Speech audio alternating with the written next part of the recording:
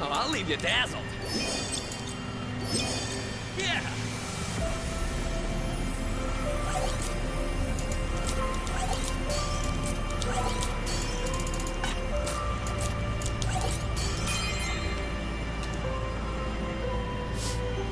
Hello. I can't believe I'm saying this, but this trash port is better than Wild Hearts. I just tried to get that working. I made it run a little bit better, but I'm paying too much for this computer. I don't feel like playing that. It's gonna run like that. Plenty of other games to play that run fine. This game runs better than that game. That's saying something. That's really bad. The gameplay seems alright, but that game is a scam. We'll watch your back.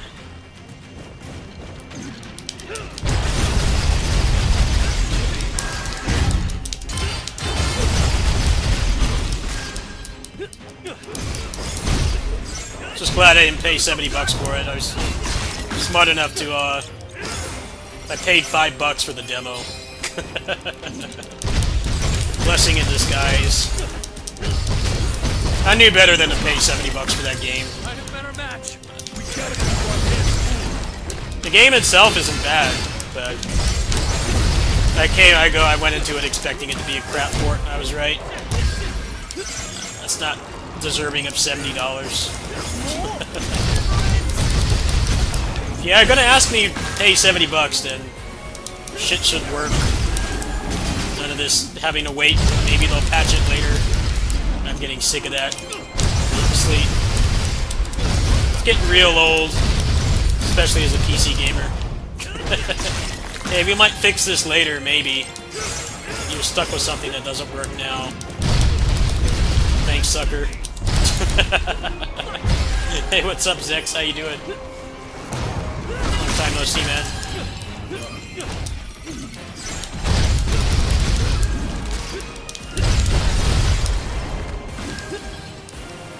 It's Koei Tecmo, so yes. Will they ever stop coming? Might be in big trouble.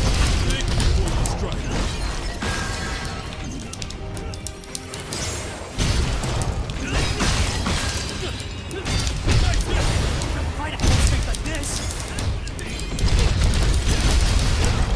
Maybe it's like this game where they told Team Ninja to make like generic bats have like more polygons than the AAA game's like protagonist character model. That's why this game is so messed up. The amount of polygons the models have is like ridiculous for just like generic mooks and stuff. I'm not even talking about the like the models you look at a lot, like your character and everything. It's just like the bat has tons of polygons. This spider here. I can't see why they would make the game that way unless they were told to, so I think this game got screwed over by publisher as well.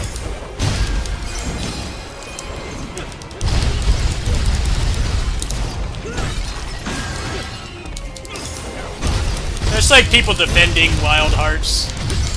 Like, oh, you guys are just complaining, why don't you like the game? And the game's not that bad. I'm like, dude, it's $70, like...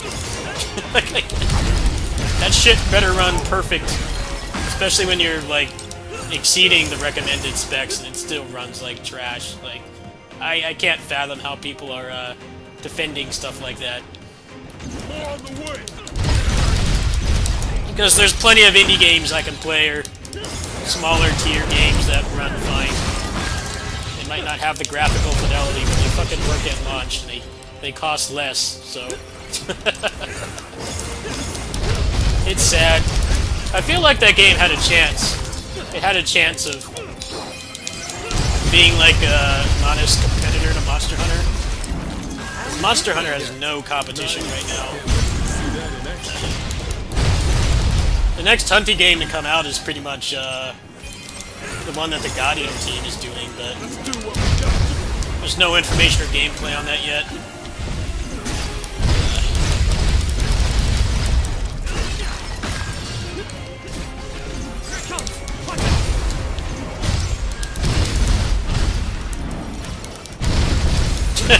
Yeah. I like when people say, oh, games are the best they've been. I'm like, in some cases, yes. Depending on the kind of game you play, yes. But in a lot of genres, the old stuff really was better. It ran better. It wasn't completely broken at launch. You weren't stuck waiting for a patch. Now it feels like anything you buy, you really have to either just buy things blindly if you have like tons of money, or do a ton of research. Because it can be like a pixel art platformer and like not run right. There's no formula at all anymore.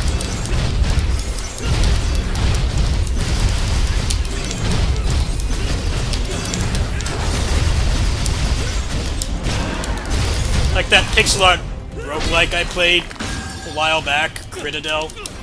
That game was pretty solid, but they fucking shipped it with a crash bug, and the game was a roguelike with no saves or anything. The game was unplayable. I had to wait like weeks for them to fix it. Like, come on, man, really? How is it acceptable to release the game in that state? Like, it's a roguelike with permadeath, and the game would crash toward the end. And you didn't get to keep anything. Like, the game is literally unplayable. Like, pixel art indie game, by the way. Not like a super large-scale game like Cyberpunk. No, like, $20 indie game. Didn't work. It's got interesting. I bought something that didn't function for like a month. You're not safe regardless of what you play. If you play smaller games, you have a higher chance of getting a product that actually fucking works, but you're not safe there either. Patches and DLC are like a blessing and a curse, really. There's lots of games that do DLC well. They add like really awesome free updates and stuff. There's so much stuff where the game barely works or it has no content, and they already have like a season pass with gameplay out, like the day that the game came out. Nothing stopping them from putting that shit in the base game and making it actually complete, but no. You gotta pay $40 and wait like a year. By then you might not even care. There's probably something else you'll be playing at that point. One Piece Pirate Warriors 4 was like that. That game's DLC was actually pretty good, but that game had no content. There was no end-game content. It's like, cool, he added like really good characters that are better designed than the ones in the base game, but it took like 10 months for them to come out. And I beat the game in like, I got the 100% achievements in like the first 2 weeks. I'm like, cool, thanks I guess. Thanks I guess.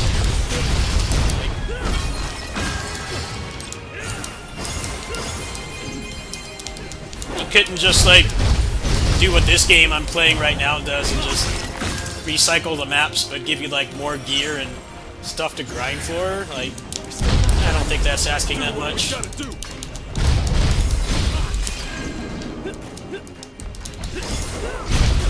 Yeah, Bamco is really jealous of that. Bamco has been really going in on like the long haul with a lot of their games. Like, they'll support them for like over a year, but I feel like with a lot of them, people have like already moved on because the game ships with like barely anything. Scarlet Nexus was like that. Scarlet Nexus, they kept updating, and that was a game you'd play like twice at best. I'm like, okay, well I don't really want to play this right now just because just because you keep fucking updating it every month. It's like a JRPG. You expect me to like keep playing the game over and over again for years? It's not that kind of game. It doesn't have like repeatable grind content like this. Like, you play the game, you watch the story, and you do the extras, and you're done.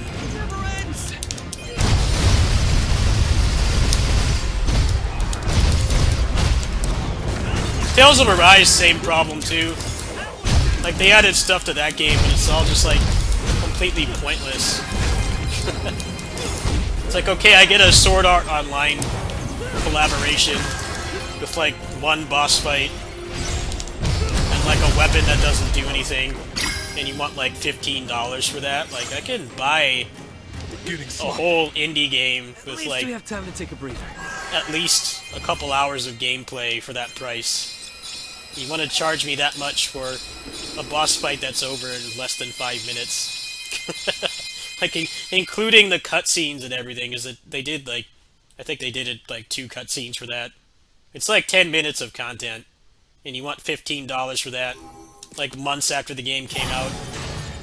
Like, man, that ain't it, man.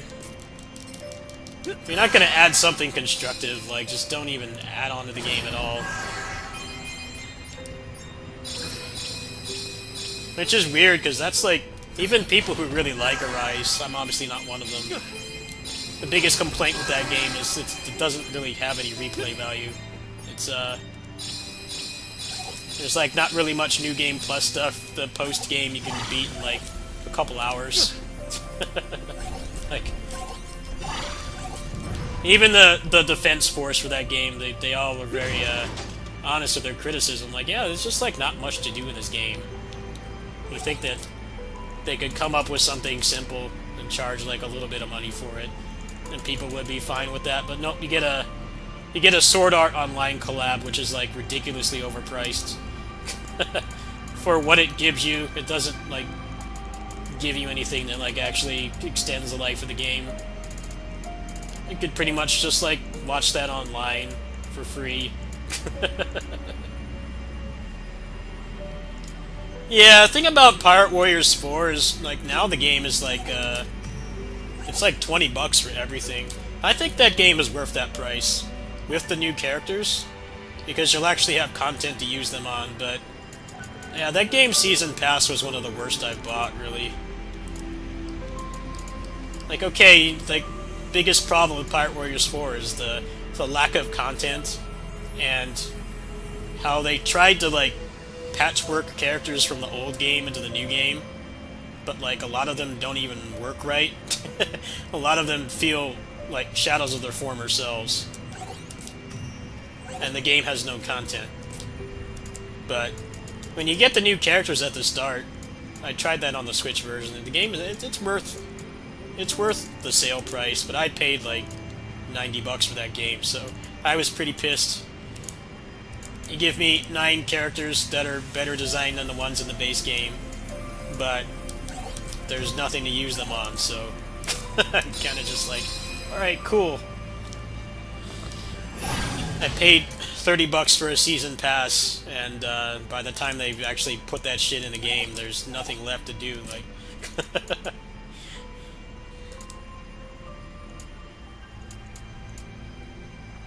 yeah, Koei DLC is it's always a mixed bag.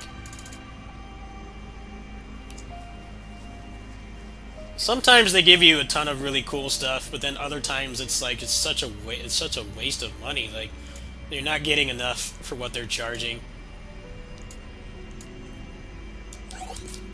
Koei Tecmo DLC is the worst when it's self-published, like the Dynasty Warriors games and stuff. I think Dynasty Warriors 9 actually had pretty good DLC, it's just it was too overpriced. That was the problem with it. Like, why do you have like 3 season passes, and then you put weapons in the game to fix the problem of like, well, most of the characters are clones, and their moveset sucks, so they're not like even worth playing. You fix that, but you do it in like 3 season passes, and they're all like $30 each. Like, that's insane. Same thing with that game too. It took a really long time for that stuff to come out, and I played through it when they put it out, but I was like really burnt out with the game at that point. Also, the community was super toxic and couldn't grasp that I can see the positive aspects of video games, even if I don't like the overall package. I've been told I've been negative before. I'm like, yeah, I can be negative, yes. But I always try to point out the positive things in games, and some people can't fucking understand that. I'm like, what, do you want me to lie to you? I mean, you can go watch some sponsored streamer or a professional news site if you want to be lied to. I don't get paid to play anything. You know, I've gotten one sponsorship in 17 years of doing this. Like, it's weird how some people kind of like they want to be lied to. It's like, okay, you don't want my honest opinion, then why are you here? It doesn't make any sense. Like, you want to be told the game is the best thing ever, and you should like not eat for a week to afford the deluxe edition, which is like $150. Then you do you, but that's not what I believe in. Like, I want honesty when I look for stuff. Some people in that community like just can't let that game go. Like, yeah, it wasn't the best it could have been, but it did improve a lot over time. It's just the way that they did those improvements I don't particularly agree with. I don't think 3 freaking season passes like $30 each was the way to go. But they did try to fix what they could. It's more than you can say for other games. Played plenty of other games where they just give up. Like, yep, this is lost cause. We're done. See ya. Thanks for the cash.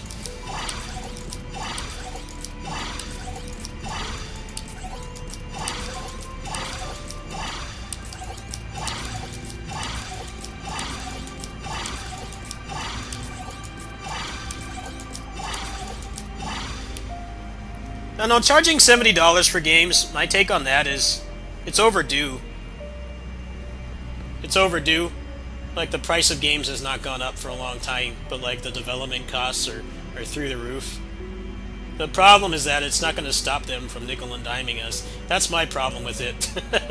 Like, they're still going to do like season passes with like full trailers of gameplay and like characters or weapons or whatever before the game even comes out. They're still going to do that. They're still going to have tons of microtransactions, and the games are still going to be broken and buggy and half done at launch. Like, maybe if there was like some systemic change where you could buy a video game and not have to worry about it being barely functional at launch, and waiting like months for them to maybe possibly fix it later.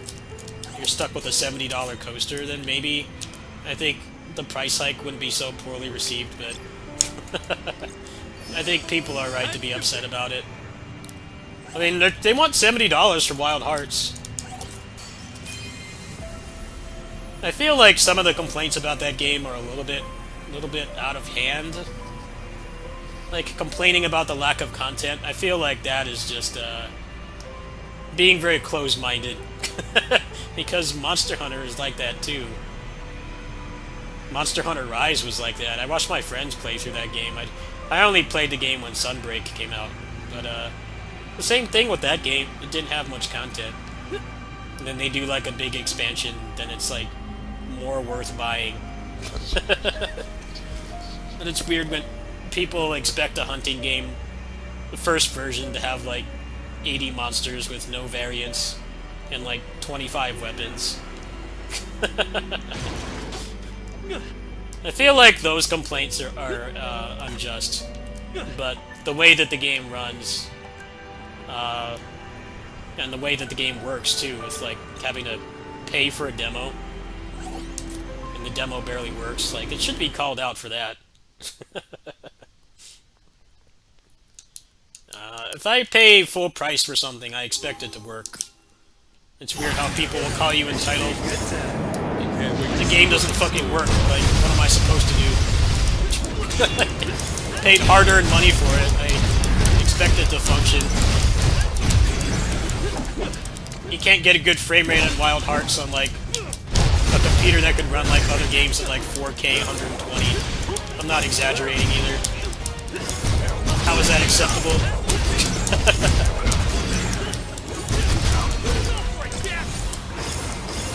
It's one thing when people are like, oh, my laptop that I inherited from my grandma 12 years ago can't run this brand new AAA game, but like, people well exceeding the recommended specs can't run it. Like, don't defend them.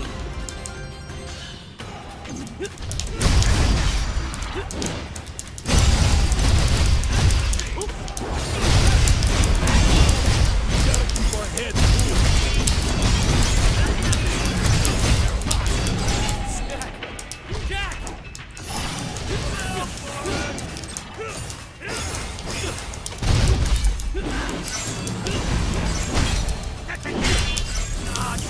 Life is flashing before my eyes.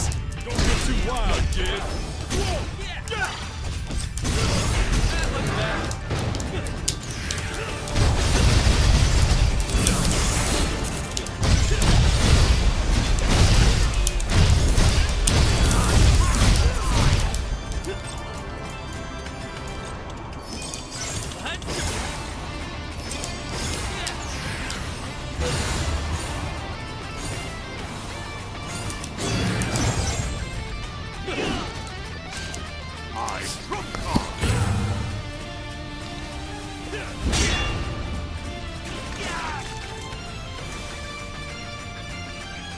We're a few steps behind.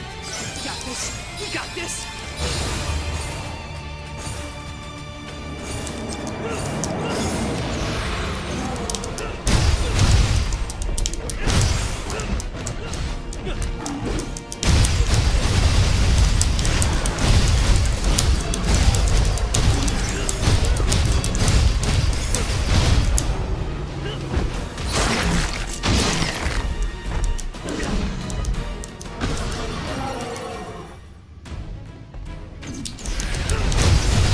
That's right, the Tales of Symphonia remaster is out in a couple days.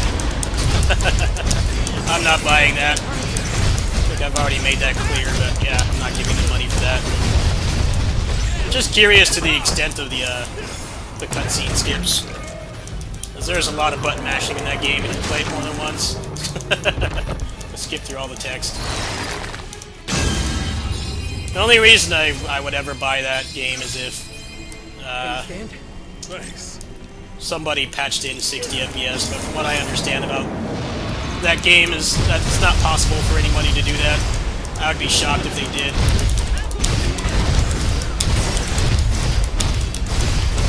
The only version you could do that on would be the Switch version anyway, so need a pretty good computer. To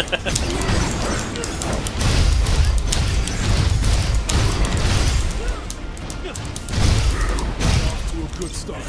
Come on, we can do this. I don't think it's aged very well either.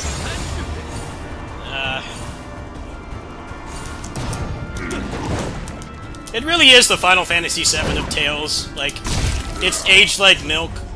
It's not as good as people remember. But people have, like, crazy nostalgia for it, so that's pretty much what they're milking. I'd argue it's more playable than Final Fantasy VII Original is right now. I thought that game was pretty ugly when it came out. It's even worse now. It's more playable than FF7, even the bad versions of Symphonia, but yeah, I agree with you. It was the first 3D game, so there was a lot of At least we have time to take a breather. problems with the transitional phase, which ironically is kind of mirrors FF7. Because FF7 was the first 3D Final Fantasy. The rest were pretty simple pixel art. They ran a lot better. They kind of had the formula down. But they were also fighting with crap hardware, too.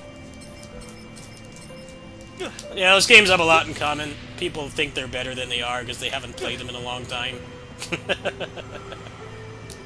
Like, it's cool to have fond memories, but to be honest with you, a lot of the early 3D games are they're not too hot to go back to.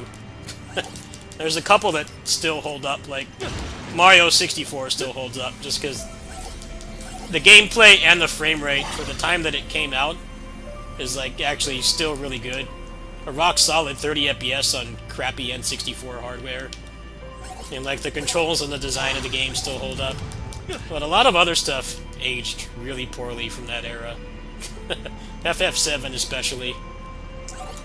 Symphonia has the benefit of coming out a whole generation later, which helps, but ironically, it didn't really help that much just because it was the first one that they did in 3D, so they had a lot to learn with that. They had done like 4 or 5 2D games at that point. But yeah, that re-release is a scam. It's a rip-off. They want $40 for half of what they gave you 10 years ago. And it's still 30 FPS.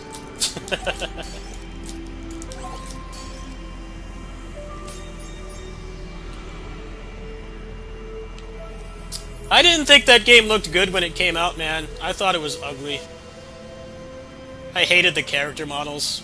Even back then, being like pre-teen, I thought that the pixel art games were better. I was playing Chrono Trigger at that time. And my friends were all over Final Fantasy VII. I'm like, I just don't like how it looks. I hated the graphics. It's just laggy, and they looked like melted Legos.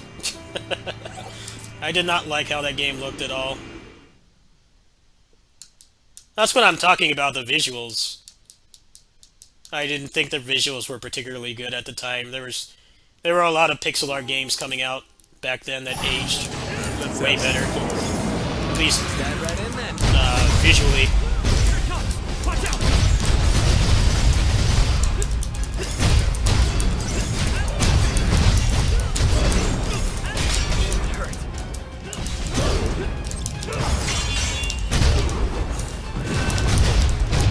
I don't know, I didn't grow up with the game either, that's the thing. I have no nostalgia for that game.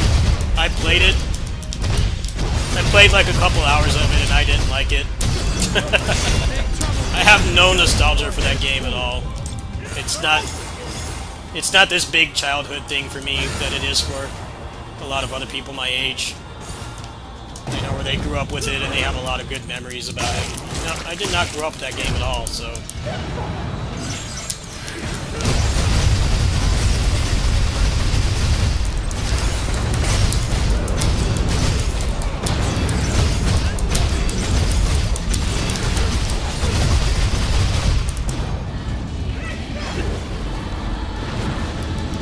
Yeah, missables are trash in anything. Especially long games like that. Nobody can defend that shit.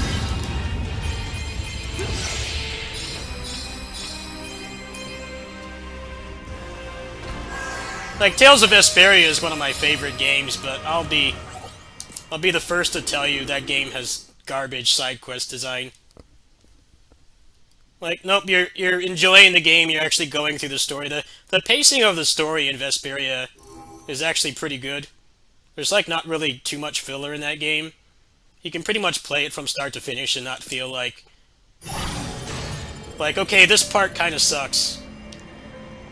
But nope, in that game it's pretty much like if you're progressing through the game normally.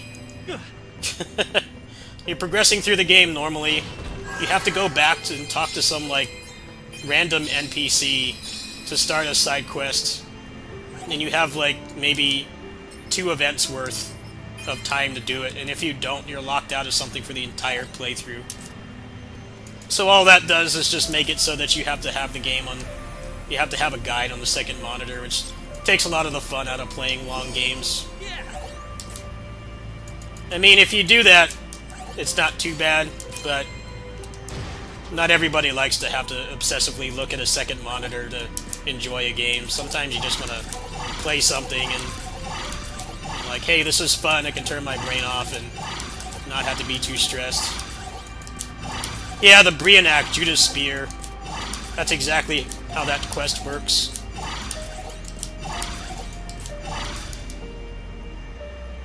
It's basically like a game-long side quest, and if you miss any particular step, you're locked out for the entire playthrough. You have to play the game again. Now imagine that on the Xbox 360 version, where you cannot skip cutscenes. You can't skip the cutscenes in the 360 version. So, that made it worse. In the game's defense, when they put the game on PS3 and they did the remaster, at least they made it so, like, hey, if you miss something, at least you can skip the cutscenes. So, you know, you have stuff that you can find on the second playthrough, and you don't have to watch the whole damn story again. But I don't really think that excuses it. It should at least be somewhat obvious that something is missable, not completely hidden from you.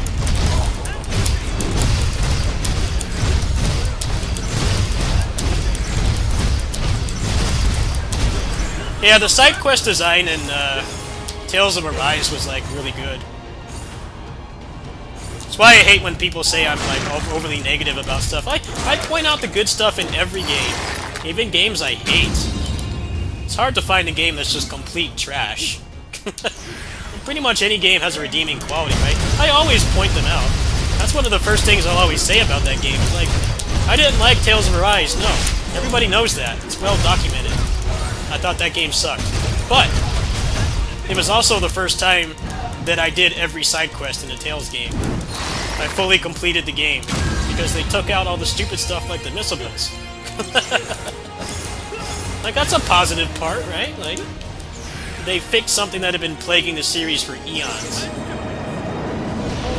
Overall package of that game might not have been good, yes, but there was a lot of really good quality of life in Arise that I'm thankful for. I have faith that they can fix their shit battle system, but there was a lot of good in that game. It's just most of it was not the gameplay. Which is kind of a problem for a Tales game of all things. There's more of an emphasis on gameplay than most other JRPGs.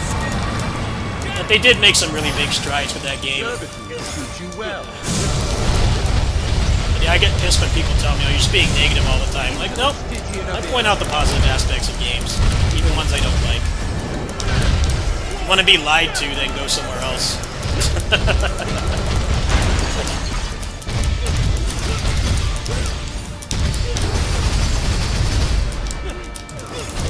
Weird how people will be like, no, I don't want to hear your opinion, I want you to lie to me. Like, then why don't you just buy the game blindly then? You got it. You don't want to actually be told my honest opinion.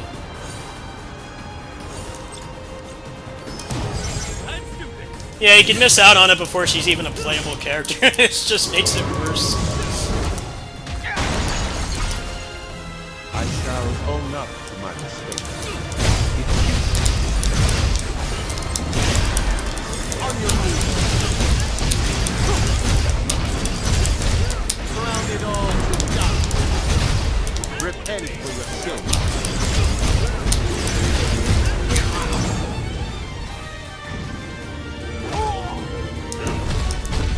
Vesperia's side quest design is like, you want there to be more reasons to replay the game besides just like New Game Plus stuff.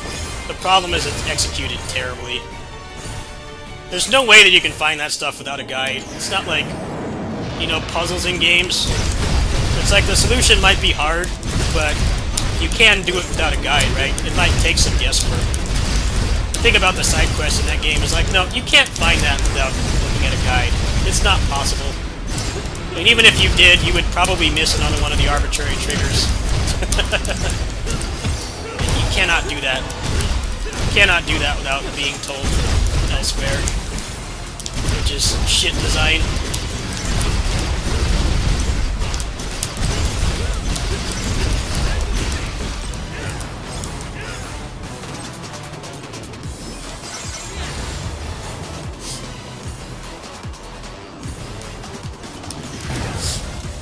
Yeah, that's like the best thing about Arise. The quality of life in that game is much needed, long overdue. They did a really good job with the quality of life in that game. The battle system sucks and it doesn't have anywhere near the replay value of the other games, but you can get everything in that game with no guides.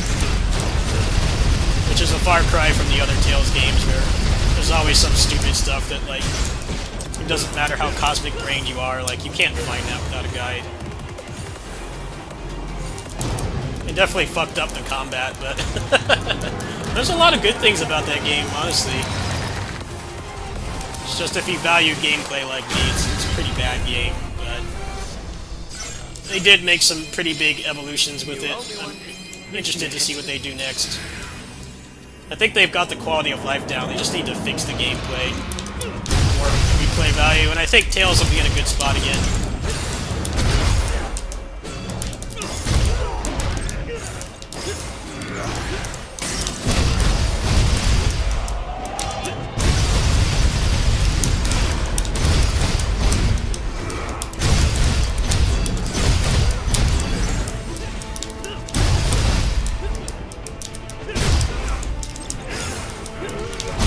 Yep, the combat sucks. You're welcome here if you think the combat sucks.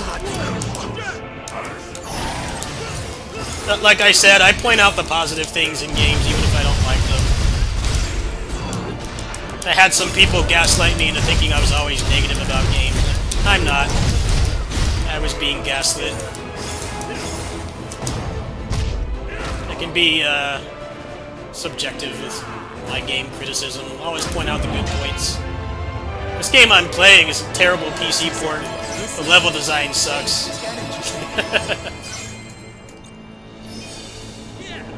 The first playthrough is really boring, but this mode here where you grind is like super fun, and when I don't have anything else to play like now, I'm like really enjoying it. This game is a mess too, but it's got its good points. I still enjoy playing it.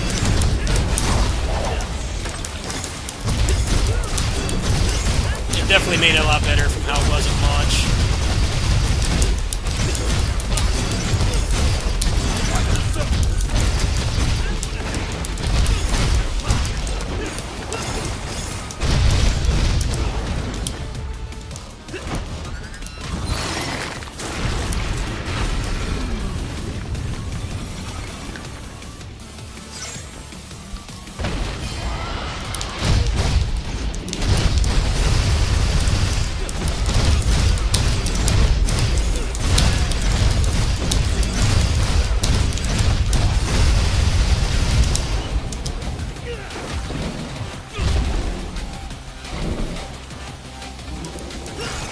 It's always really weird when you call out a game for being, like, broken and half-finished, and people just say you're too negative. It's happening with that Wild Hearts game right now. It's like, oh, you guys are too negative, you're never pleased. I'm like, dude, the game is $70. It's $70. It's not entitlement to expect a $70 product to work. Actually run well on the recommended specs, or above it even. That's not entitlement. You're doing business with a corporation that's not your friend, and they want $70 for their product. It doesn't fucking work. This'll be a walk in the park. How is that being entitled? That's like saying you buy a car and it breaks down like before you get out of their parking lot. Wait to see that in action. Like feeling entitled to like a refund or them fixing the problem. Like, of course. They made a lot of money off you. They didn't give you their part of the deal. They didn't give you something that works. You should be pissed. You should not have to wait a random, undetermined amount of time. Like, maybe it'll get fixed, maybe it won't, who knows? You should be fine here. What should we do now? It's weird. I really don't understand it. $70 implies that the product works, provided that you're on the recommended specs, and that's exactly what's wrong with that game. There's people that vastly exceed the recommended requirements, not the minimum requirements, and the game still barely works. And they're charging for the demo, and they're charging $70 for the game. Like, come on now. Don't defend shit like that.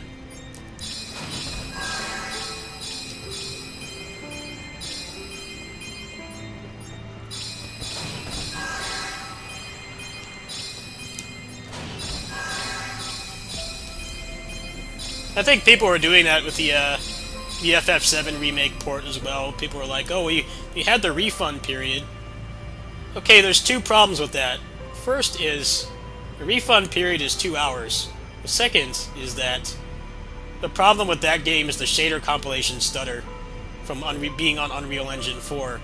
And the only time that you can actually notice if it's really impacting your machine is when you get out into the town, when you beat the first dungeon, the reactor, where there's all those people in the city. That's when it starts to happen. The problem with that is playing the game casually. I mean, like, a normal person that has not played the game before, watching every cutscene, by the time you get to the part where it's stuttering, you've got like maybe 20-30 minutes before you can't refund it. That happened to me. I tried to give that game a chance, and I spent so much time trying to fix the port for them I couldn't refund it. I was stuck with it. And like that game is good grounds for maybe increasing the refund grace period. Because that game, the PC version anyway, gives you a false first impression. Because when you're in the reactor, the game is completely fine. It's when you get out in the city and there's all the character models and stuff that it like barely runs.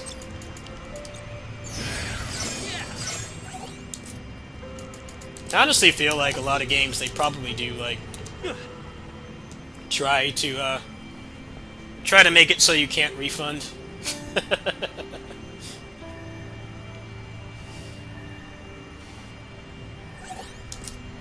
Like, they'll pad out the game like crazy, and then by the time you get to, like, actual gameplay, or, like, when the port is really going to start to shit the bed, like, you can't refund it anymore.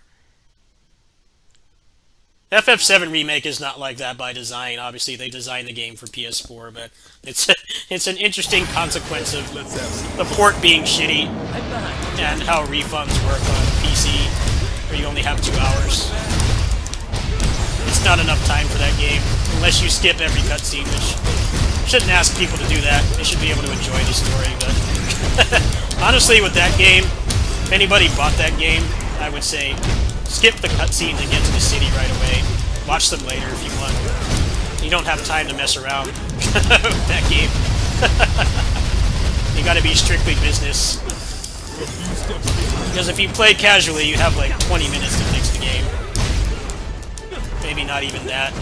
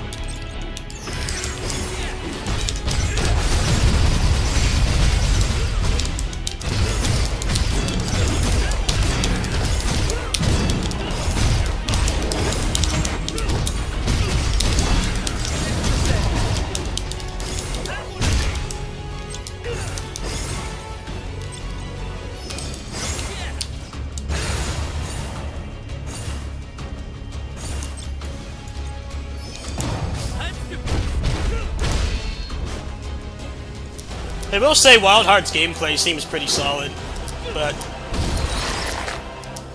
I'm not gonna pay for a broken game. I've done that too much lately. Really not feeling it right now. This game, despite how poorly it runs, is still better than that game. Which is sad that I have to say that, but I'm actually not exaggerating.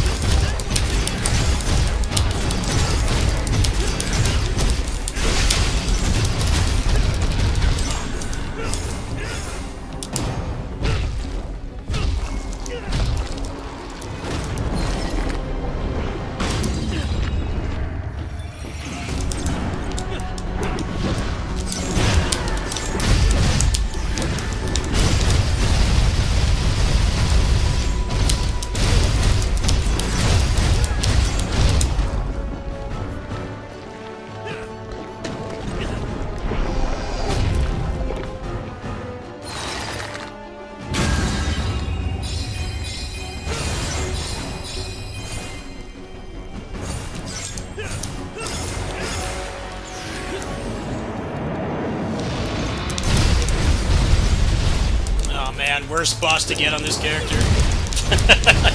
Got the bad matchup. This sucks, man. I was getting good boss luck. Got this fellow here. Maybe I got enough bonuses from the QTEs to maybe do this a little bit better, but not the boss you want to see when you're playing a physical character.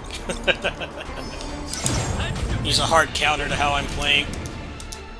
Big sustained DPS. Let's see what happens. I do that a lot.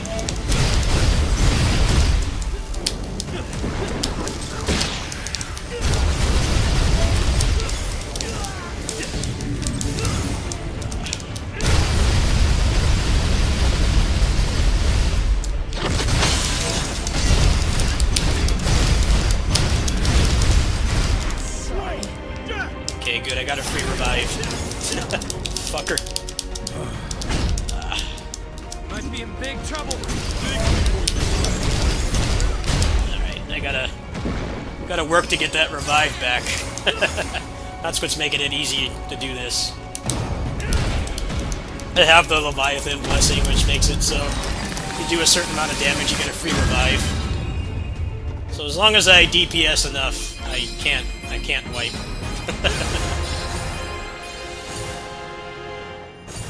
Alright. Let's see who's next. Oh man, another bad boss. Not the boss I want to see right now.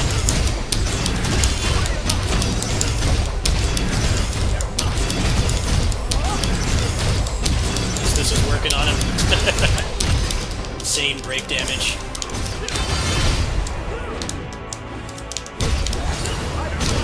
Alright, good. Got my revive back. That's all that matters. He can wipe me if he wants. Alright. He's gonna be a lot harder on the second form though.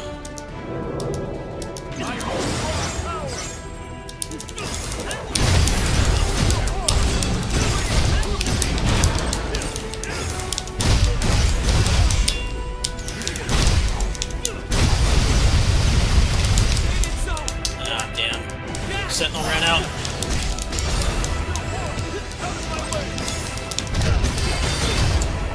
I hate this boss. Most unfun boss to fight. Fuck. Always gives me this bastard.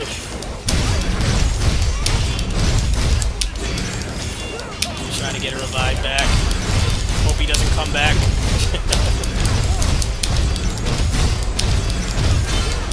Alright, good. Got my revive back. That's all that matters. My will manifest. Proper budget and it runs way worse. And they want $70 for it, so... Not what you wanted to hear. I was gonna play that today. I woke up at like 7 this morning to download that game and play it, and it ran so badly I didn't even bother. I paid too much for this computer to go to the Defense Force for stuff that runs that badly. I can't do that anymore.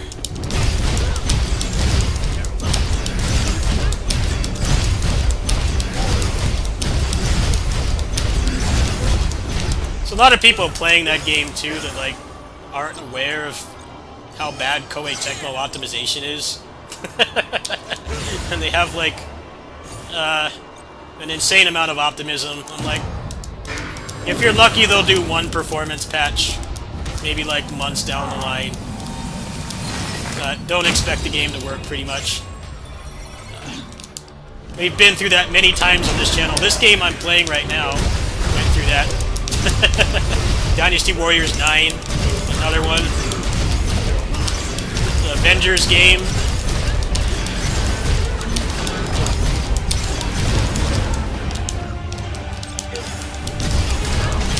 They don't give them $70 for that. It's not $70 quality.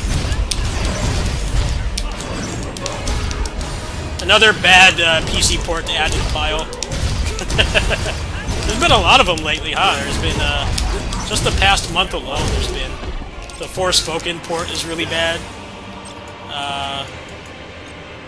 What else? Hogwarts Legacy, that stupid Harry Potter game. And then Wild Hearts. Oh no, I didn't pay for it. I paid for the $5 trial. They're fucking charging you for the demo too, by the way. I paid for the $5 trial, and I'm smart enough to not pay $70 up front for a PC port these days. I feel like that's just asking yourself to be disappointed. No, I didn't pay $70 for it. I knew better than that. But a lot of people excited about that game are like Monster Hunter fans, right? So they may have not played any Koei Tecmo games, at least on PC. I'm not aware that, like, hey, yeah, there's a pretty high chance the game will never work. Very high chance the game will never work. No, I actually had, fun fact, my caregiver, or the caregiver job I have, she gave me enough money to cover, like, more than half of that game, right? I was gonna buy it today, but I played the demo and it could, like, barely run on my, like, $2,000 computer, so fuck that. That was what I was planning to do. I've been saving that money for about a week now. So the game would have only cost me like $20, $30, but nope. They're not getting my cash. Not the way it is right now, anyway. If I hear some overwhelming report that the game is fixed, then maybe I'll try it again. But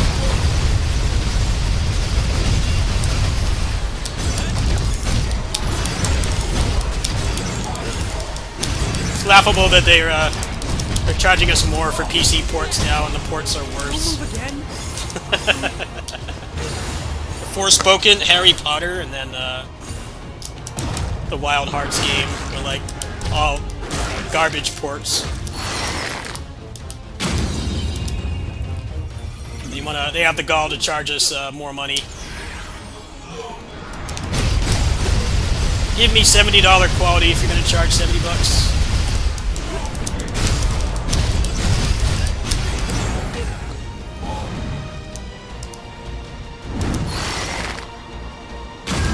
I wish I could show some gameplay, but it's gonna be a slideshow. It's stuttery and choppy. Not really worth advertising.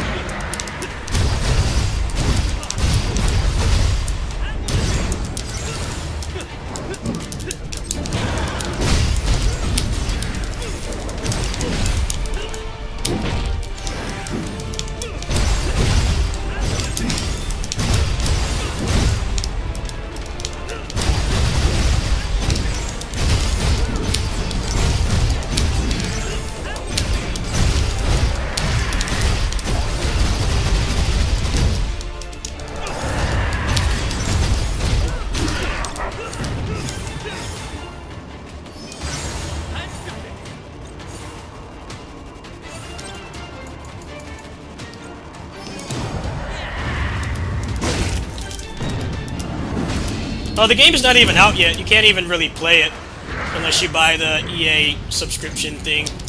And then you get to play it for technically less money. It's not even worth buying that just because it's barely functional. EA's a shit publisher anyway. They make the most boring, normie garbage. They make like one game I actually wanted to play, but port is buns, so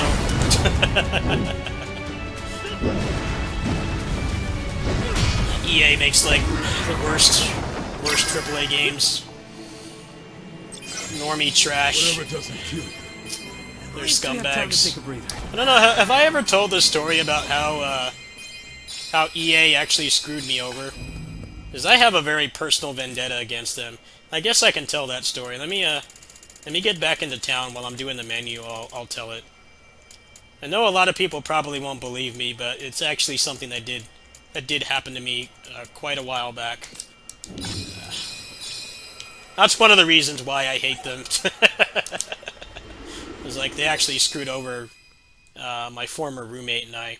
Basically, this was like 2010, actually, probably more like 2008, 2009.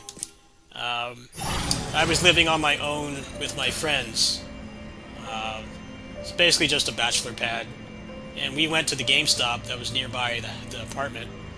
And they had this thing where you could, I guess they were advertising, beta testing a game. And they advertised a flat rate of $500. Now, $500 in 2009 money, that could have gotten me a kick-ass computer to run the channel with. And I was not working at the time. I was pretty much just living off Social Security. I wasn't, I didn't have two jobs like I do now. Like, I do this and I do caregiving on the side. So we get there. The game sucked, by the way. The game was a complete piece of shit. It was that Godfather game that came out on 360. The game was a piece of shit, and you know how I am. I have my mental illnesses and stuff. I get frustrated easily. The game was garbage, and it barely worked. So I was getting visibly upset. So they let me go, and I was really beating myself up over it because, you know, I lost out on money. So it turns out my roommate that I went with, he had a normal job, right? He took time off to do that job because he would have made more money there than he would have working at his normal job for a week. He stayed there the whole time, the entire week. And it basically was like a real job. You had to get there at the morning, and they gave you a lunch and everything. He did the whole week, and those fuckers, despite when we called them on the phone to get the job, they said countless times that it was a flat rate. They only paid him hourly. He was furious. So fuck EA. Garbage ass scumbag company. So I actually lucked out. I didn't have to play that shit game for a week. That poor roommate that I was with at the time, he was not so lucky. They're a garbage ass company. Fuck them. I'm not making that up, by the way. That actually is something that happened.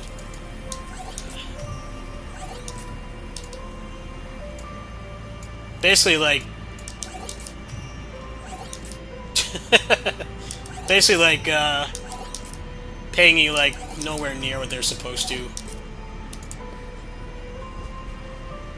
We were very young at the time. We didn't bother to, like, sue or anything. I'm sure they have a lot of protection so that you can't clap back at them. They're a big company, but that is something that happened. So, fuck them. I lucked out. That was like one time when I was like really glad that I have mental illnesses that make me get frustrated easily, because it came in handy.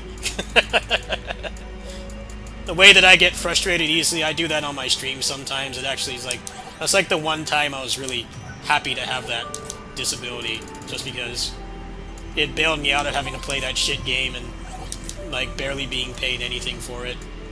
Like less than half what they promised.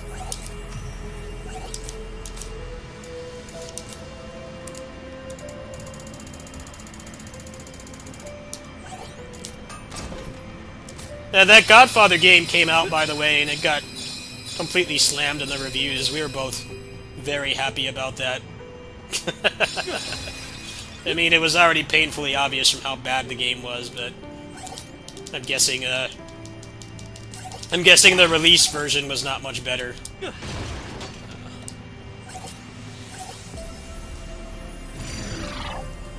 I went to a number of focus groups because I live in California. California is where a lot of game companies, or like the marketing companies, do focus testing. I've pretty much never had a good experience doing that. The games either suck or they don't pay much. I did one for, what's up, Anthony? I did one for some Star Wars PSP game that really sucked. And then I did one for Lair. Yeah. That shitty PS3 launch title.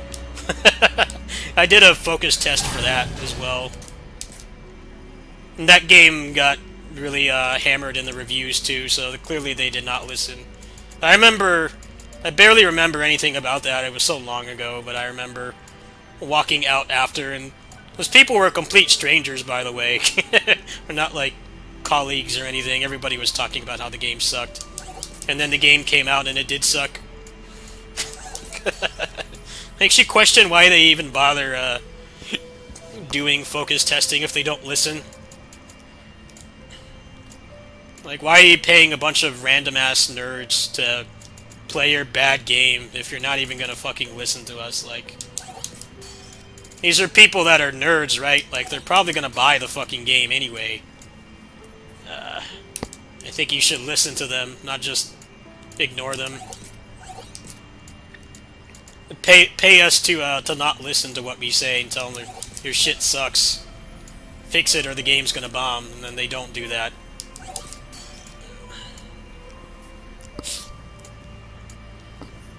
That's what I like about Team Ninja, the guys that made this game. They actually listen to feedback. The thing about Team Ninja games is they tend to be, like, really rough around the edges when you first play them, but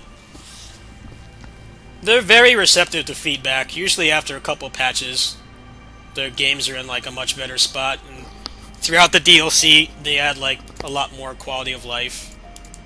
That's what I really like about Team Ninja. Their games are definitely jank sometimes, but the fact that they even care to listen to feedback, I think it puts them above a lot of other game companies. Where, like, you tell them that their product sucks, and then they're shocked and they say that, oh, nobody was interested in that game, we're not gonna make a sequel. It's like, nope, you didn't fucking listen to us. And the game got fucking hammered in reviews, and it ends up in the bargain bin, and you wonder why. It's like, well, gamers can be entitled, but sometimes they're actually telling you the truth. Try listening once in a while. Might actually work in your favor. Let's see what the Null Void is.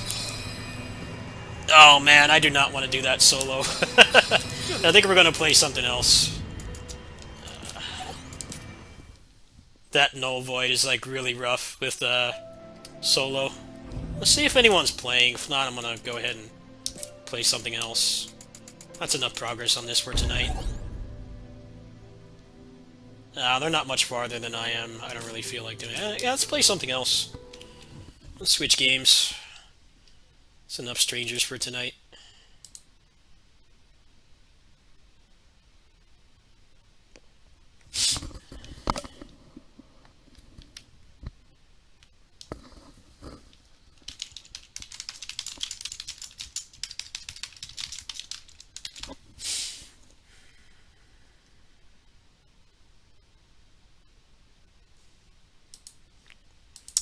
Let's see what I feel like playing next.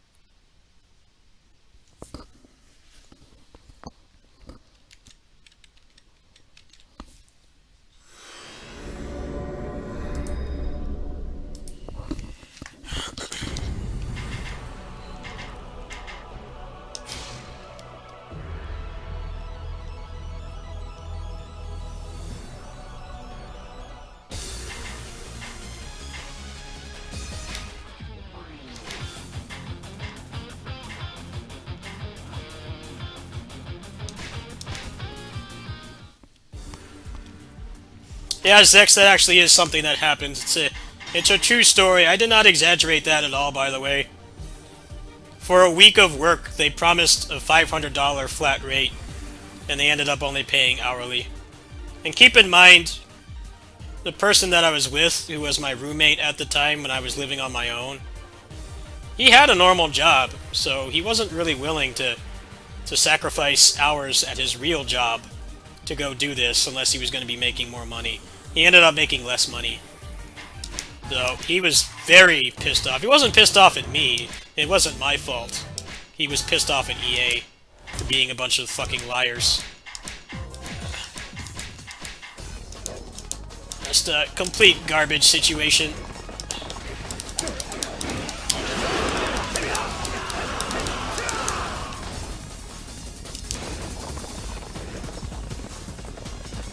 I think they must have said that it was a flat rate like 4 times on the phone. What a fat lie.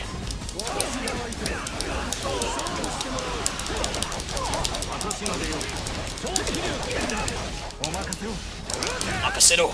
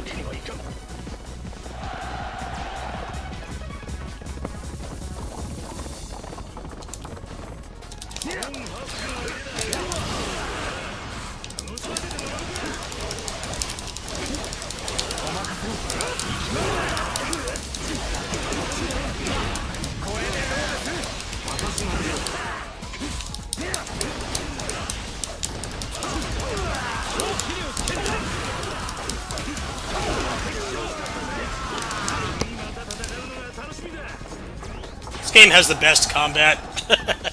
This is like one of the top tier tag combo games. Just everything else about it kind of sucks. But the combat feels so good. Switch it like any time and any animation.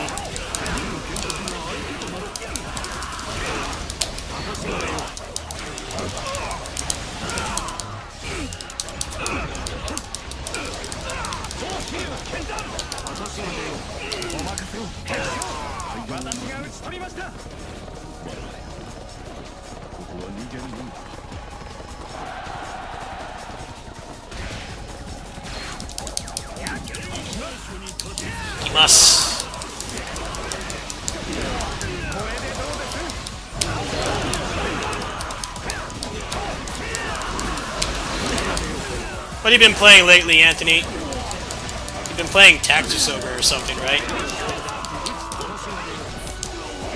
I don't know if there's been any games you've been interested in. It's been pretty barren for me. I was interested in Wild Hearts. That was going to be like my new game for this month, but it runs like bong water, so I'm not paying for that.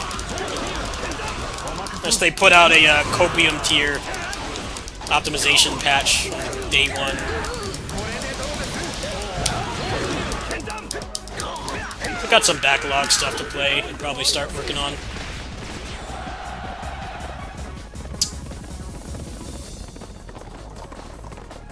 Especially games that I've been playing on the deck, too.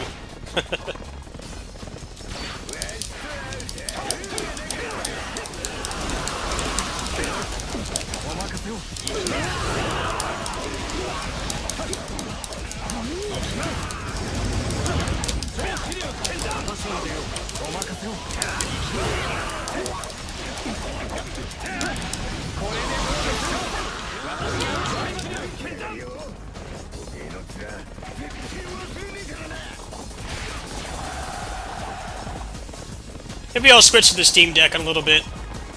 I got my emulators and stuff set up on there.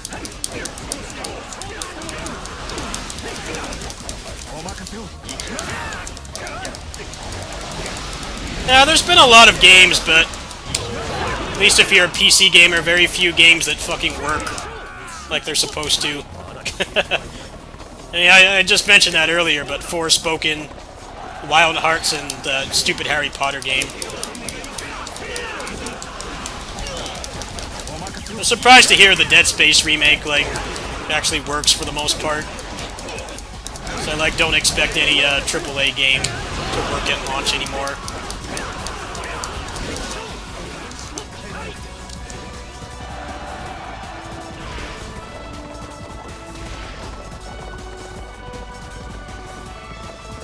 Well, the creator of Harry Potter is a bigot anyway, so fuck Harry Potter. Those are legitimate reasons to not buy it, but you're not supporting a franchise created by a bigot, a toxic bigot. Harry Potter's always been lame-ass shit anyway. My grandma tried to get me into Harry Potter when I was in middle school, and I thought it was like the most boring thing. I'm like, dude, I fantasize about being like a tokusatsu hero or like Spider-Man or some shit, like not a prepubescent kid with a like stick for a magic wand.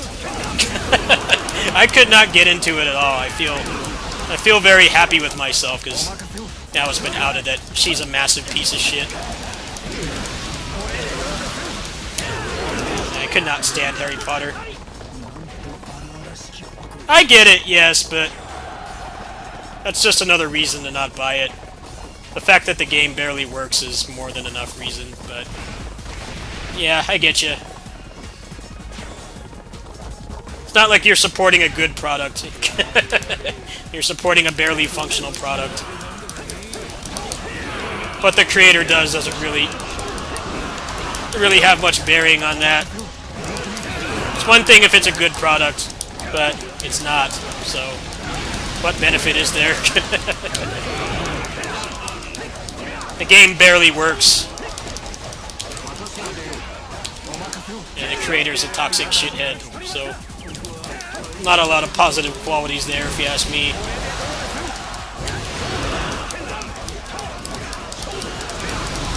I just always thought Harry Potter was lame. Like, dude, the shit I grew up with was fucking better than that, man. It wasn't prepubescent kids with little dinky magic wands playing, like soccer on brooms. I could not get into it. It was when I was visiting my grandma when the first Harry Potter book came out, and she tried to force me to read it, and I backed out. I'm like, this sucks. I don't care about this stupid British kid and his dumb friends and them wiggling a little wand around. Like, I'm sorry. That is not the adolescent power fantasy to me at all. I can far from it.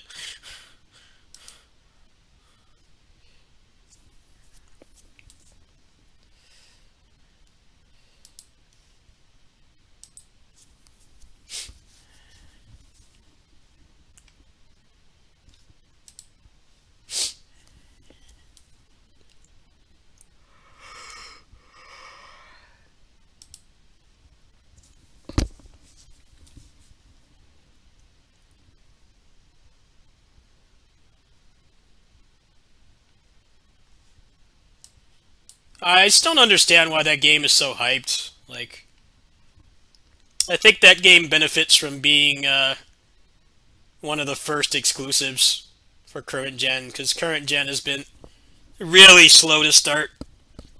We're like 2.5 years into current gen, and there's like barely any exclusives. That's why that game is kind of getting a pass. I don't think people are like that amped up for a Harry Potter AAA game. But because people went through blood and sweat and tears to get new consoles and there's nothing to play on them, that suddenly stuff like that gets like way more attractive to people. It's the same thing with Forspoken. Forspoken, from what I've seen, is like not a particularly spectacular game. It's just that it's a big AAA exclusive, so people are like latching onto it because there's nothing else to play on those things. Like the cross-gen period of this gen has been going on like way longer than the last one, I think. I mean, there were still cross-gen games on PS4 for a long time, but in terms of like AAA ones, they kind of burnt out pretty fast. Maybe not by this point, but there were a decent amount of exclusives, like 2.5 years into the last gen. But this gen is really slow to start because of the pandemic, and like how long it takes to make games now.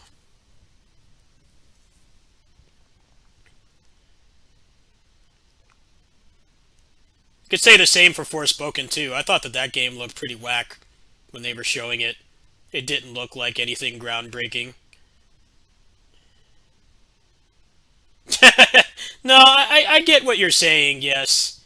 What I was saying was that the game is already not great, and it barely runs, and it has Denuvo. But if you needed more of a reason, you have that reason as well. No, you're definitely right. You can't. There's no ethics in capitalism, right? Whatever you consume has some toxic asshole tied to it. It's just usually not like the creators of stuff and the presidents of stuff are like smart enough to have spokespeople so that they don't say stupid stuff like that. I think that's the main difference with the Harry Potter games. Creators just saying all that stuff on Twitter, like. Most people in power are smart enough to have a spokesperson, so like, prevent them from saying dumb shit that gets them canceled. But yeah, I guess in this case that's not happening. Let's see what else I feel like playing. Probably game for a little bit longer, maybe.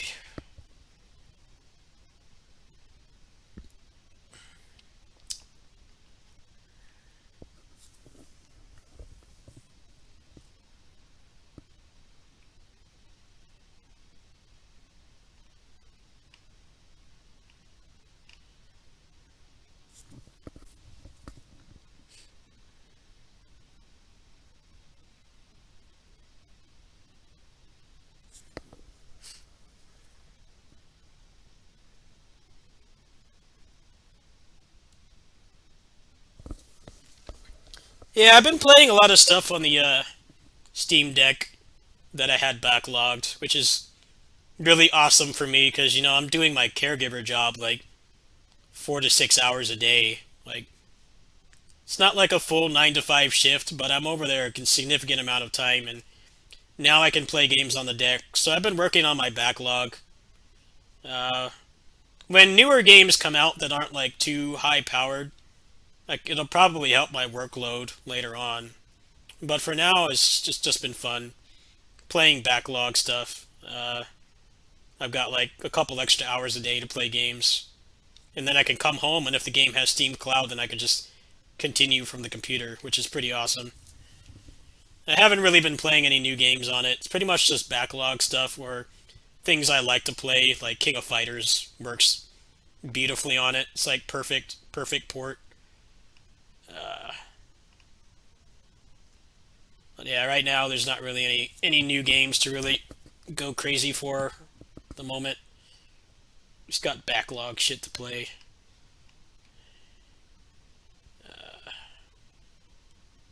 I found out my mom, I don't know if you guys know this, my mom is a hardcore gamer. Uh, she mostly plays tab target MMOs, but she doesn't like Warcraft anymore. She doesn't like Final Fantasy 14, so she's been playing more casual games. I talked to her tonight when I was at my other job. She's 100%ed Dragon's Dogma and Trials of Mana on her Switch. I'm like, man, Mom, I haven't even beaten those games. Like, I gotta buckle down. Yeah, she's a hardcore gamer. That's where I get it from. Growing up, she played pretty much all the tab target games you can think of, even the shit ones. And she's been doing less of that. I know she's been playing Tower of Fantasy lately.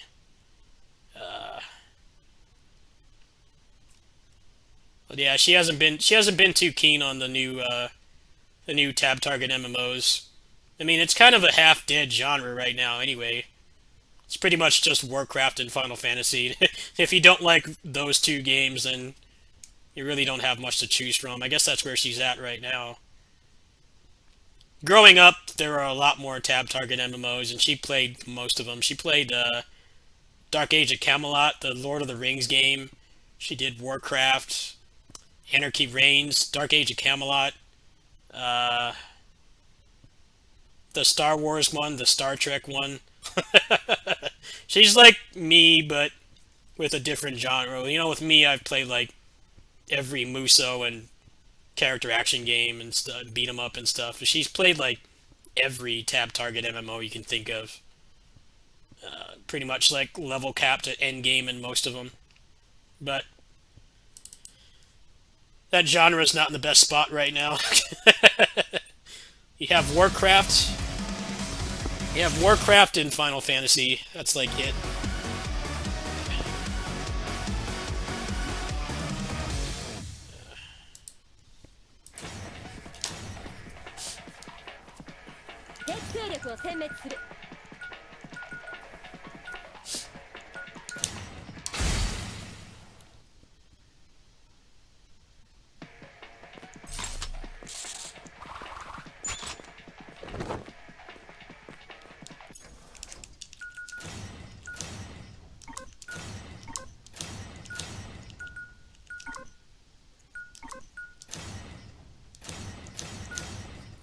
Guild Wars 1, yes, I remember her playing that.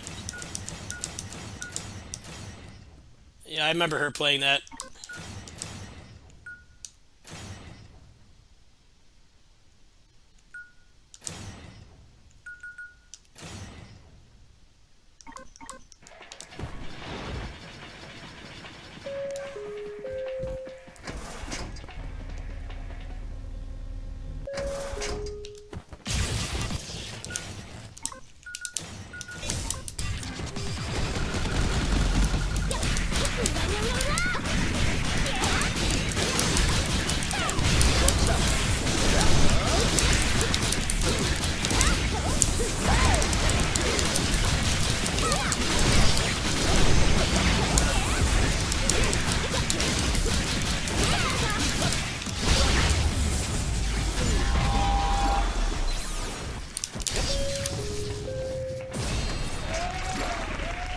Oh, good night, Alvi. Thanks for stopping by, dude.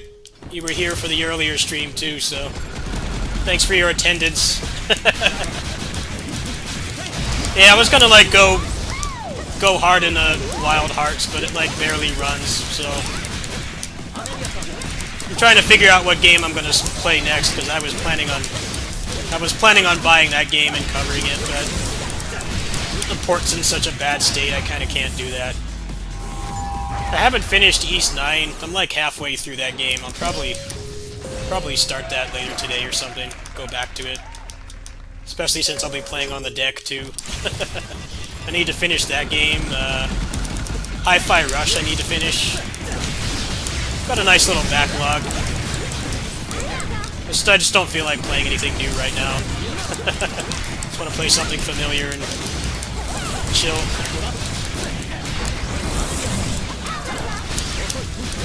What didn't you like about East 9?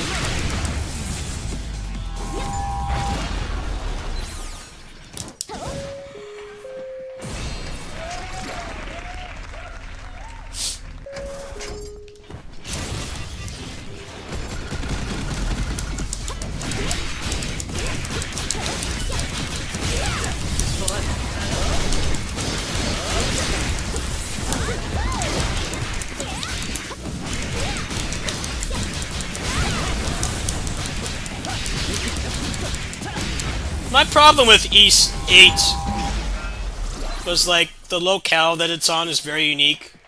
The abandoned island. The problem with it was originally a Vita game, right? It was like a really late-gen Vita game. It was like one of the last big Vita games to come out. The problem was when they did the port, they didn't get rid of all the invisible walls. I found traversal in that game to just be kind of miserable in some areas. You want to just go straight down, and it's like loaded down there, but you can't. I feel like East 9 was a lot better at that, but the cost is the city is really bland. It's fun to like move around and stuff, but it's just very boring to look at. The locales are nowhere near as diverse or varied. I think East 9 flows quite a bit better just because it was actually made for current gen at the time, so...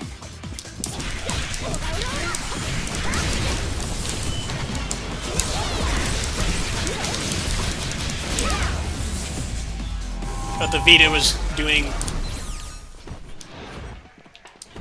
doing insane numbers at the time. Yeah, it was like pretty much one of the last big games for the Vita. They did not bring it here because the Vita was long dead by that point. Anywhere outside of Japan, it was dead. But yeah, it was. Memories of Celceta is more designed around the Vita's capabilities.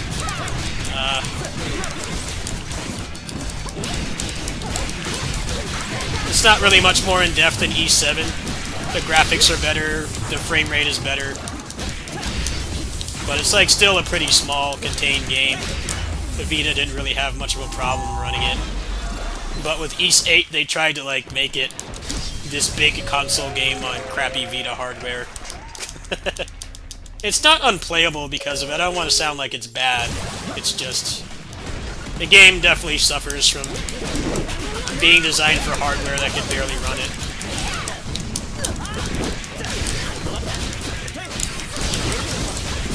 They did a pretty bang-up job touching up that game so that it's not inherently clear, but you can find footage of the Vita version. It's not really publicized because it only came out in Japan.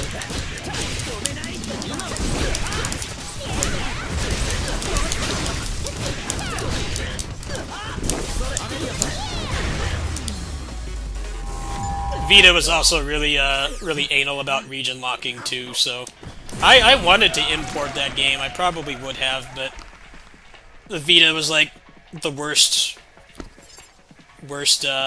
platform for like playing Weeb games. Pretty much, you had to like you had to factory reset the console and put another account on just to import something. And like no sane person is going to go through that every time a Japan-only game came out. There were a lot of Japan exclusives.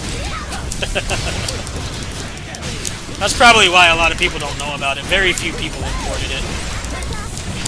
There were a lot of people that were hyped for it, but the red tape was too difficult to deal with.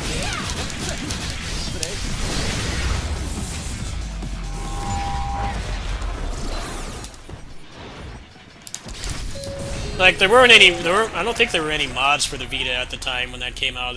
There were very few. There's no emulator either, so you couldn't pirate it.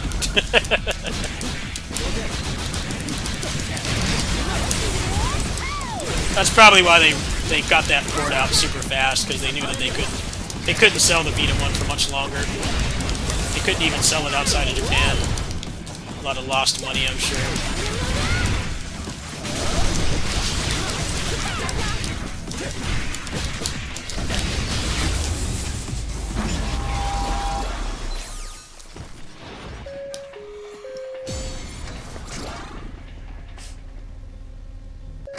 The Vita was a good console, yes, but for content creation, it sucked. That was one of the worst things I bought for this channel. I had the capture card for it and everything, but a lot of the games I wanted to play were Japan only, or they came out Japan sooner.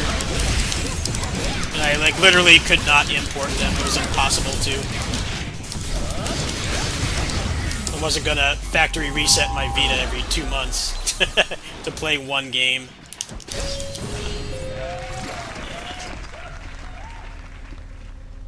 That generation of handheld consoles, I think, was like the worst for content creation. There's no capture card source. You had to get unofficial unofficial like fan mods. And they took like a really long time. For the Vita, at least, you had to. I had to ship it to Japan.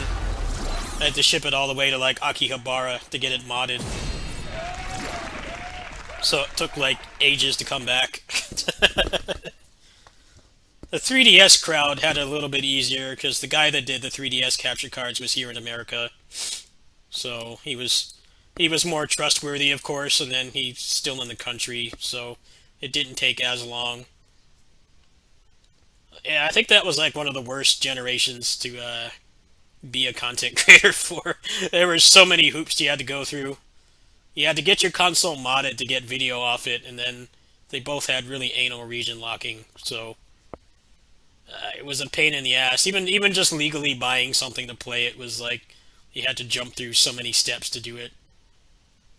The Switch is a blessing because it just has a dock, so it'll just play on the TV. So all you need is like a laptop and a capture card, and you can record. I did not have a 3DS. I skipped the 3DS. I went from the Wii to the Switch. I skipped the 3DS. I skipped the Wii U. I just didn't have any games I really wanted to play. But like, a lot of the games I did want to play actually had better versions on the Vita, so it never really felt like I needed one. But with my low income, it would have sucked balls to get one anyway, because I would have had to mod it to make any investment back, and the region locking was like really strict too. So that's kind of why I didn't do any 3DS games.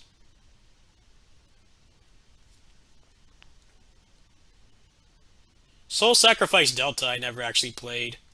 I never played that or Freedom Wars. I know a lot of people really like those games. I just never got around to playing them.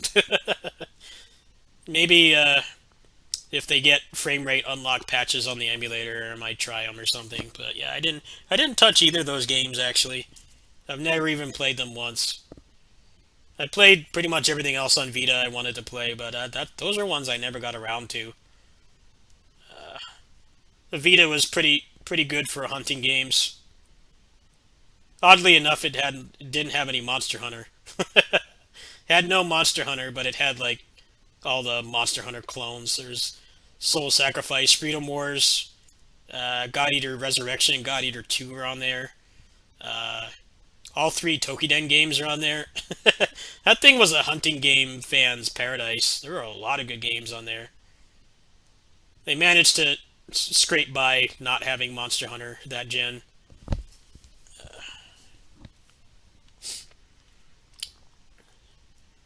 I think I'll do like maybe one more game. I've had a pretty full day, so I don't know how much more gaming I want to do tonight. What's something chill and not heated to play?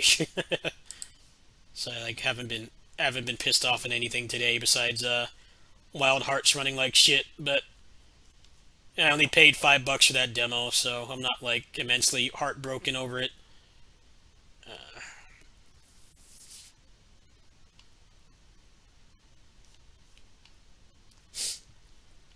Maybe there's a fix for that right now. Let me look.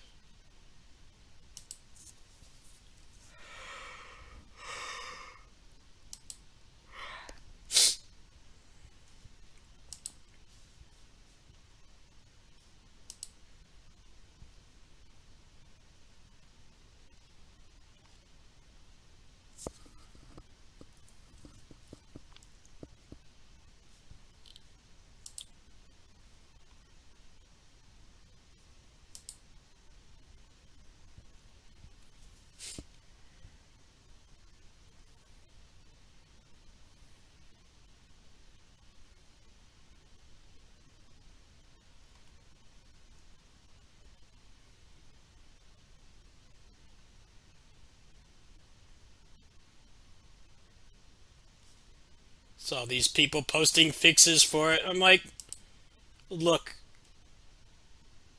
you should not have to do that for a $70 game. You shouldn't have to tweak so many things to play a full-priced AAA game at $70 when you have more than the recommended specs. It's cool that people are trying to find fixes. I'm like, no, they need to fucking fix the game themselves. Period. If they're gonna do a price hike, the game's quality should represent that. None of this having to look for workarounds and shit for something you paid hard-earned money for. I tried a couple of those fixes, it didn't really help, so I just gave up on it.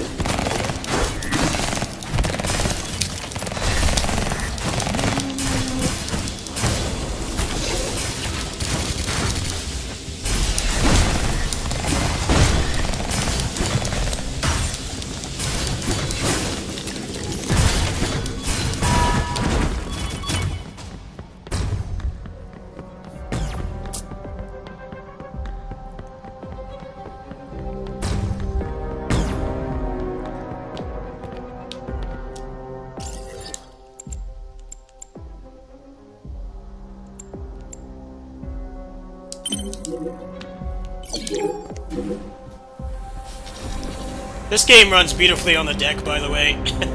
Any of you who have a Steam Deck and you're looking for a good roguelike, I recommend picking this game up on sale. The campaign, for what it's worth, is not bad, but a lot of the boss fights are really gimmicky. They have too much health. They're not particularly fun. This mode cuts all that out.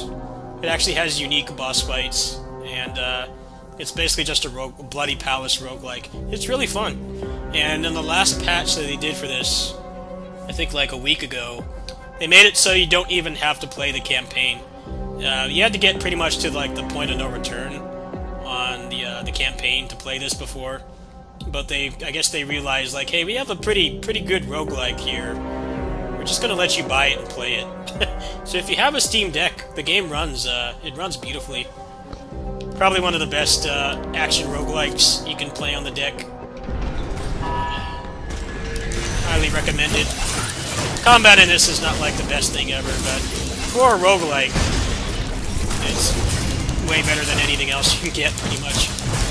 It's responsive. Not a super stylish player expression game, but for the price, not bad at all. Recommend it.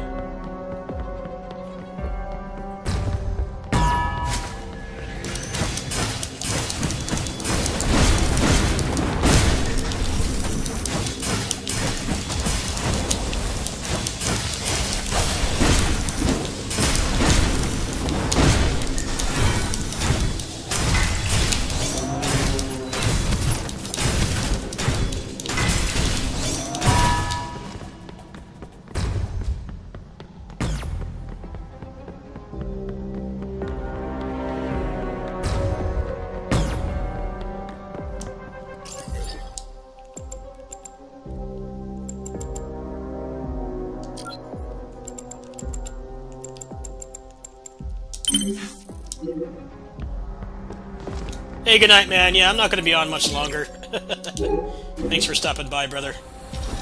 Talk to you later.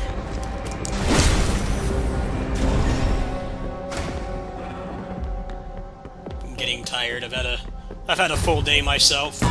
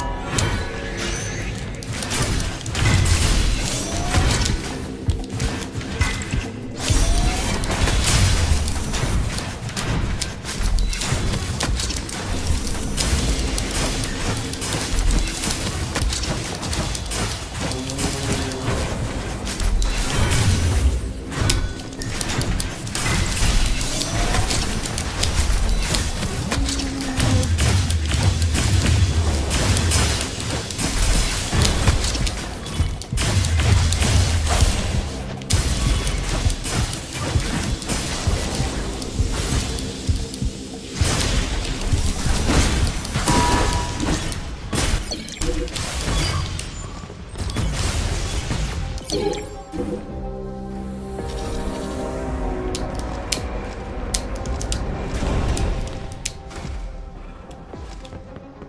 think I'm done for tonight, folks. I'm getting pretty tired.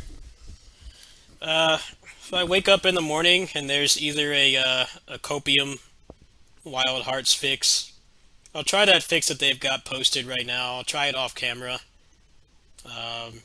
Then maybe we'll try that game again. But I'm probably just going to be doing backlog stuff for a while.